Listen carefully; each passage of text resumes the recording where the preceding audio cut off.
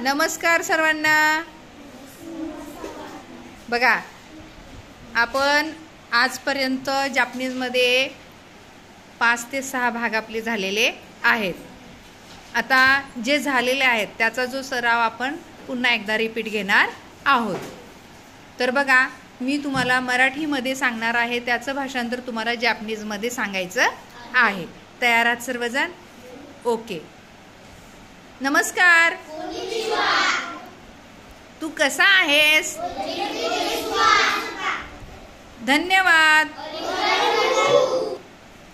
माझं नाव dash dash आहे।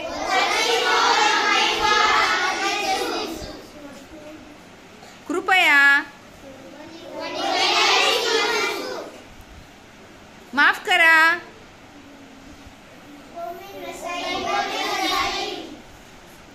खातो, पितो, बघतो,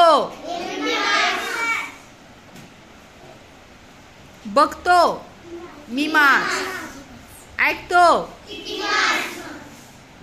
बोलतो, वाचतो, मी झोपतो आहे।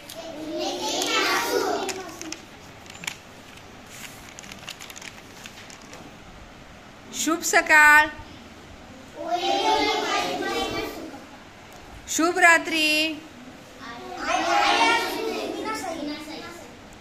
काय करत आहेस? मी जेवत आहे।